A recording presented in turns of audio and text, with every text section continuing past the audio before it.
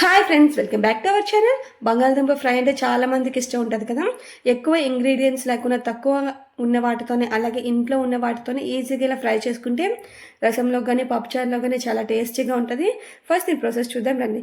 First ఒక ప్యాన్లో oil తీసుకొని ఆయిల్ హీట్ అయిన తర్వాత ఆవాలు, అలాగే జీలకర్ర, పచ్చిమిర్చి, అలాగే కరివేపాకు వేసుకొని అందులోనే 2 సన్నగా తరిగిన ఉల్లిపాయలు కూడా వేసుకొని బాగా ఫ్రై చేయండి. పసుపు కూడా వేసుకొని బాగా ఫ్రై చేసి అందులో కొంచెం అల్లం వెల్లుల్లి పేస్ట్ వేసుకోండి. అల్లం వెల్లుల్లి పేస్ట్ లేకపోతే అల్లం అలాగే వెల్లుల్లి కచ్చా పచ్చగా దంచి వేసుకోండి. అది కూడా పచ్చి వాసనంత పోయేంత వరకు బాగా ఫ్రై చేసి ఇప్పుడు ఉడకబెట్టిన బంగాళదుంపల్ని చిన్న ముక్కలుగా కట్ చేసుకున్నాను, అంటే మీడియం సైజ్ ముక్కలుగా కట్ చేసుకొని ఒకసారి బాగా ఫ్రై చేయండి. అలా ఫ్రై అయిన తర్వాత అందులో మీ టేస్ట్ ఉప్పు కూడా వేసుకొని ఒకసారి బాగా ఫ్రై చేయండి. ఇలా బాగా ఫ్రై అయిన తర్వాత అందులో కొంచెం కారం, అలాగే కొంచెం ధనియాల పొడి, అలాగే కొంచెం గరం మసాలా వేసుకోండి. అవి కూడా వేసుకొని మసాలాలన్నీ ఒకసారి బాగా ఫ్రై చేయండి. ఇలా బాగా ఫ్రై చేసిన వాటిని సిమ్లో ఉంచుకొని ఒక 5 మినిట్స్ పాటు మూత పెట్టుకొని ఉంచారంటే రెడీ అయిపోతుంది.